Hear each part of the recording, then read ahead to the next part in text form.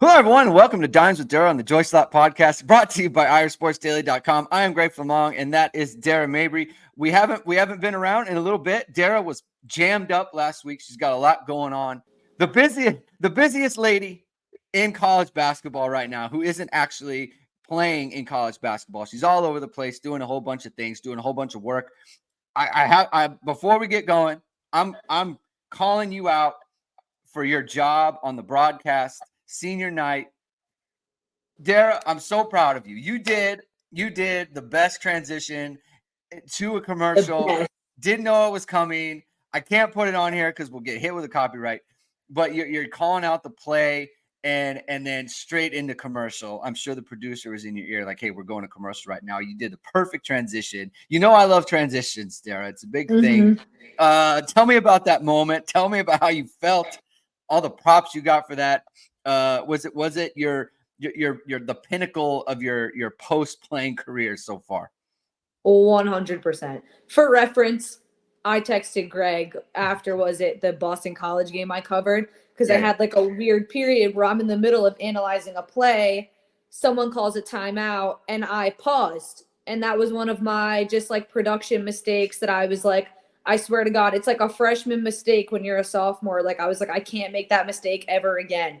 And I was mid play analyzing something, and Doug was in my ear like, okay, we're rolling to timeout, 7-6, and the transition was just amazing. And after that, I was like, oh my gosh, I did it. Thank God. It was smooth. And then you shouted me out on Twitter, and I'm like, no one else knows how much that transition means, especially from the last time we talked about it. So I think I could confidently say that was my best game by far. Like each time I've been the color commentator, it's gotten better. But that transition was just everything. There's a pro. Like I and I know no one else cares. I know no one else, but like I was watching, it was on the clip too, where it was like I think Notre Dame put out the play, right? So I'm listening. And I'm like, oh, good, Dara, that's good. And then you made the transition. I was like, oh, she's over the moon right now with how that went. I was on top of it that game. Yes. So good job by you. You always do a great job, right? You're always doing well. I've talked to you about this before. You should be very happy with your performance so far, even though you always endeavor to get better, right? And so you're always working. Performances. Next time I'm on a broadcast, maybe I need to wear an ESQ shirt. Look at that transition. Speaking of top performance, if you want to raise your performance in your clothing, wear, and how you're presenting yourself, Dara's presenting herself very well on television, and you can do so as well. But if you're not on television, you can do so for a meeting. You could do so for you're going to a wedding. You can impress your friends, impress your date. If you're not with someone who's like significant other, maybe you're taking someone to a wedding or something like that for a friend of yours. You want to impress someone, hit up ESQclothing.com, which is founded by Notre Dame alum Ga Wang. You see ESQ on all your favorite Notre Dame players and coaches. With over a decade of making the best custom clothing available, ESQ will help you feel and look your best in 2024. From a perfect fitting suit or sport coat, shirt, or bomber jacket, or that perfect tuxedo for wedding season, check out Ga's amazing work at ESQclothing.com. Book an appointment to upgrade your wardrobe today. Mention ISD and get 10% off your entire purchase. You're on it, Dara. You're on it today. We're bringing the heat today. You're bringing the heat today, and we're going to keep the heat going because we got to talk about some Notre Dame women's basketball. We haven't been around in a little bit, right? So we there's been 4 games since our last podcast, and unfortunately, the game after we were on such a high from Florida State, right? The double overtime victory. Anna went crazy, right? We called it a legacy game. We wondered, is that going to be a harbinger of things to come? Is she going to use that as a springboard to improve play? The entire offense, right? I think a lot of people had good offensive games in that one. That was not the case. The next game out was against NC State at home, 59-43 loss. I was aghast at just the way that they played. It's amazing to me how this team can just go just completely Jekyll and Hyde in the way that they play, in the way that they're playing offense. You get off the slow starts, and they've been getting off the slow starts kind of consistently, and that's something we need to talk about, Dara. But Yeah. what did you see against NC State? And we could talk about the response to that from the team after that. But what did you see against NC State, and how did that make you feel about this season? NC State was awful. It was an awful game, an awful performance from top to bottom. They had a very good scout, and they shut us down 1-5. We also made them look so good by just letting them get easy takes and easy opportunities and making the same mistake over. How many times were we gonna charge into River Baldwin, who got 5 offensive foul calls on us just by moving over in the paint? And it's just like, when you get in there, you have to drive, you have to kick, and we weren't doing normal Notre Dame women's basketball tendencies. Yeah. We got outworked 1-5, and it was just embarrassing. On our home floor, terrible performance. We never got past that hump. I don't think we were ever down by more than, or we were never in it by more than 12 points, maybe 11. I sat underneath the court, right underneath the basket, and it was just terrible. They learned a lot from it, but I don't know. It just looked like lack of effort, lack of mental focus, collectively on our home court, which was just bad. It was just not a good day for us. Yeah, and it's just like when the shots aren't falling, I feel like this team, when they're not shooting the ball well, they don't. It's kind of like they take the first shot available. Like they want to like make it go away kind of immediately, instead of like just like, you know what, like we're gonna work this ball, we're gonna get a good shot out of this. It's like they always kind of take like the first available shot, and sometimes that's like, you could work for better.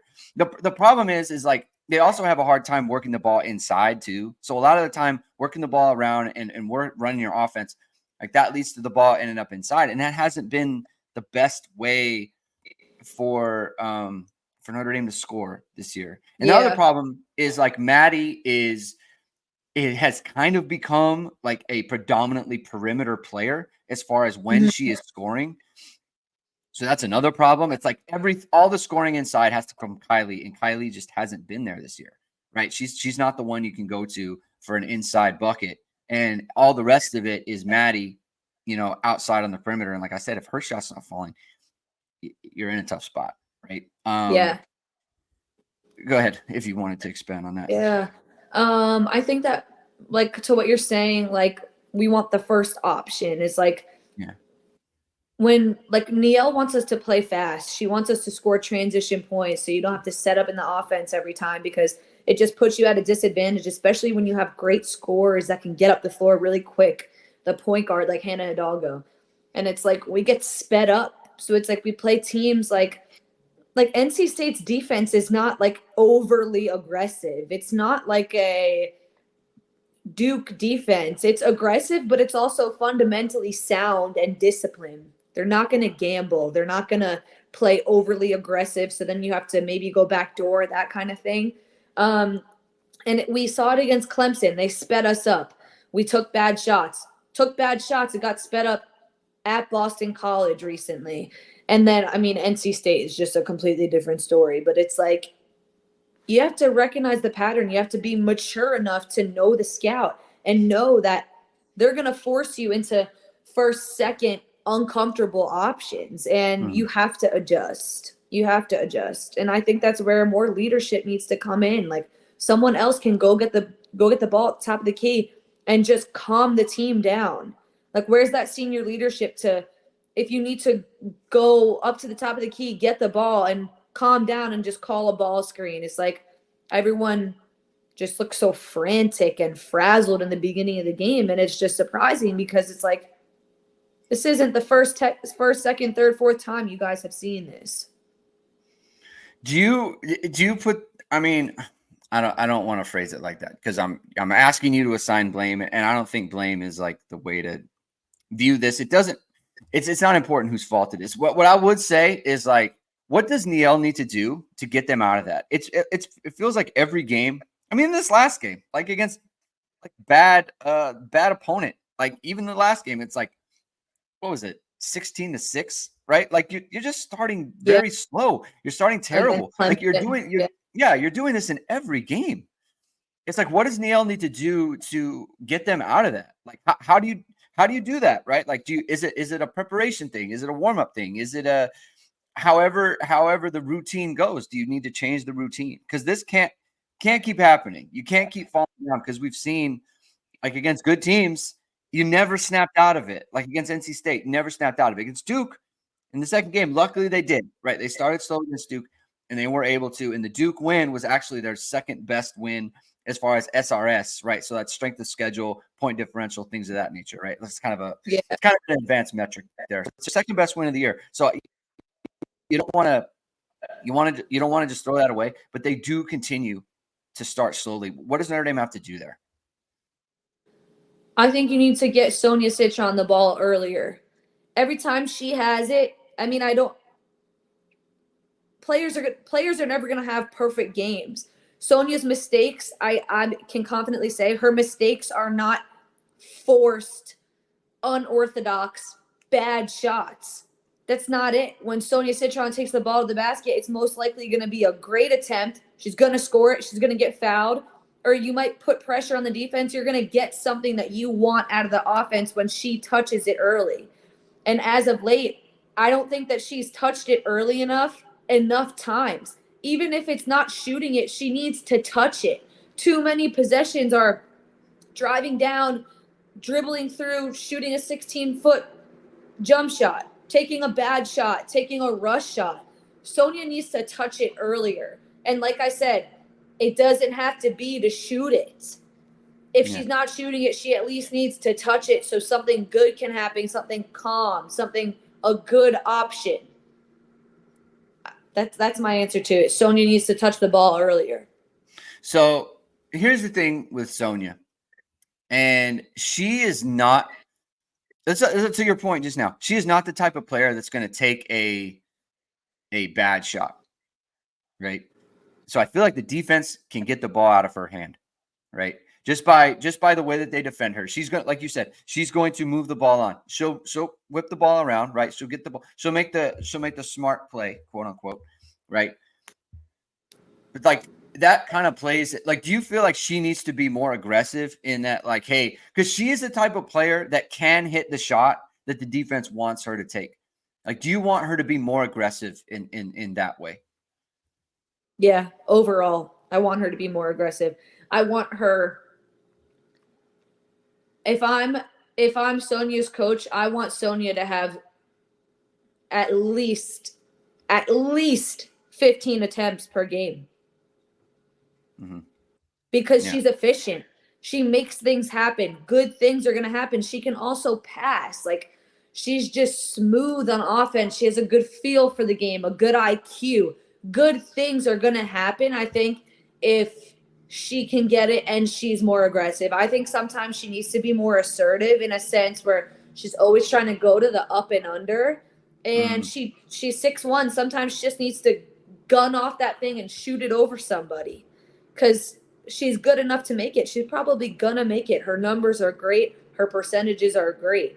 So I think that she's totally capable of that if she gets going early. But yeah, I would say she needs to be more aggressive. But against Clemson, she was aggressive, and look what happened. Right. I mean, it wasn't the problem is that sample size is like super small, like she 6 shots, right? So it's like it's like it was a very efficient game, not enough there, right? Like not to her credit, like they killed Clemson, right? So it's not like they needed it or whatever. Right. It showed though that things were going to shit, and Sonia was like, "Screw that! I'm gonna take it. I'm gonna do this. I'm gonna do that." And I actually saw her shoot a 3. She never does this. She shot a 3 where her feet were barely set. She let it go. Nothing but net. Buckets. And it's like, look what happens when Sonia does that. Yeah, and it just to kind of highlight what we're talking about, right? So in the last 5 games, she's 29 and 66, 44%. That percentage is not what it's not what you want, but it's like so juxtaposed with Hannah, who in the last 5 games is 29 and 94. So she's shooting 31% in the last 5. Sonia's shooting 44. She's taking less shots. Like to your point, she's averaging 13 shots a game. And in the one game against Clemson, like it was 5 of 6, right? So and that was a blowout. So that skews the numbers down. I want to see more than 15 on this team specifically too. Yeah, because it's not. It's kind of like you said, like in terms of accountability as well. Like it's your role on the team. She has to be that, right? They do need it, and because like Hannah is she's starting to. I don't want to say break down and get tired because I don't want to speak for her in that regard, right? I don't know if that's actually the case. The efficiency numbers are what they are, right? She's not shooting the ball well. She hasn't shot the ball well in the last 5 games, right? There's a lot of volume, but there's not a lot of efficiency, and that's only going to catch up, right? And so it's Sonia needs to basically say like, hey, I need to shoulder a lot more of the role, a load, a lot more of the responsibility here, because it's been difficult for Hannah so far, and Hannah has been the one who it's like, I'm going to take the shot that the defense wants me to take, right? I mean, she's forcing a lot of things, right? Which is her mentality. That's why she is a great player, because she has that mentality. Like, I am attacking no matter what. It has the downfall to it, though, at the same time. Right. So I guess how do you see that working out, right? Like, how do you think that goes from, like, how does Niele say, hey, Hannah, I need you to defer to Sonia a little bit more, and does Niele say, Sonia, I need you to get into attack mode, I need you to go deep? How does that work? I think there's a couple factors that go into it. When you were saying like you don't want to speak for her and fatigue, like totally, but I think it's like it's freshman growing pains, it's people are scouting, it's everyone's playing their best competition because now it's all on the line for ACC seedings and March Madness and this and that. And it's the February stretch. This is where it gets really, really hard. And I think that she showed some growth. She still has more to go, like specifically in this area, but she drove it down the lane against NC State, and there was 4 jerseys there, and it was never kicked out. Then against Duke, they practice some stuff that week. They do certain things that they think that Duke is going to follow, which in fact they did. And she passed it. She kicked it, and she was great against Duke. The percentages or the attempts or a number of points may not have showed it, but she did what the team needed from her. And at times it's going to be passing. And that's what's going to make her a better point guard down the line. I think that she needs to recognize defense. Defense is better. She needs, even as a freshman, she needs to be able to tell when there's 4 jerseys, you need to kick it to Sonia Citron in the corner. You need to kick it to Maddie, even kick it to AD. Just because the defense has to go out and respect that. Let AD miss one. If she makes the next one, then they have to come out. And then it might make it easier on her instead of just pressing the issue and forcing it and looking for a foul call and throwing her body into people. It's like there needs to be better awareness and recognition. And when you're an upperclassman and you're a senior and whatnot and you want to win, you have to demand the ball. And I don't think that our team does that enough. Mm-hmm. And I'm not saying like you go up to your teammate and scream like pass the ball, but like at sometimes you need to be able to lead the hard way in the heat of the moment. And if that is getting the team together saying, we need to move the ball better, because we're not specifically talking about Hannah too. The whole team, we don't have great passers on our team. We don't have a very, very high Q across the board because our post players still see 2 people down there and throw it in there anyway.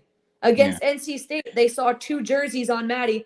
And they were like, oh, I'm going to try to thread the needle anyway. No, you can't do that. Our team needs to have better awareness, and that might come from knowing the scout better, watching more film. And it's like, at this point, you guys can't be driving into people, bulldozing over River Baldwin so she gets 5 charge calls. The girl was laughing at the end of the game about it. And it's like, you need better court awareness. End of story. You need to be able to recognize when there's 3 people collapsing on you to kick it. And you need to hold each other accountable in order to make that happen. Yeah. So just to kind of underscore the point too about Hannah and kind of her like possible fatigue here. 4 of 23 from 3 in the last 5 games. Like that just, if your jumper is off, your jumper's off, right? Like I feel like everything is in the paint. And look at, and the other part too, it's like, it's also just the nature of how she plays, because she's end to end, A, and B, like she's expending a ton of energy defensively, right? And so like that's what makes her special, right? And like to your point, the Duke second half, special second half from her. I mean, truly, like yes. That's one where she got everything was involved, like everything was happening, right? Like steals, throw the ball up to Anna, like get the ball out. And that's a good thing about Anna, is like she's very fast. She gets out on the break. And so she's very good also at reading kind of when Hannah's done something defensively. She gets out for some free runs, and then she gets layups, right? And so I feel like Hannah really like jump started the team like defensively. And that's the mark of a great player, right? Like finding a way to win even though you're not shooting the ball well. I thought KK had a very good game against Duke. And look, Notre Dame's, they've been really good at, like, they'll have a stinker and then they'll find a way back in the next game, right? Like the UConn win came after a terrible loss, right? Which is not just a terrible loss, but like a bad performance. And I felt like NC State was the worst performance of the year, frankly. And then Duke, you go to Duke and you're down in the first half. It's not looking great. Offensively, it's not looking great. They found a way to win the game, right? And so like that shows something, right, on this team, on the coaching staff. And the next 2 games coming up, right? I feel like this will tell the story about what kind of season this was. Okay, because it's like they're basically.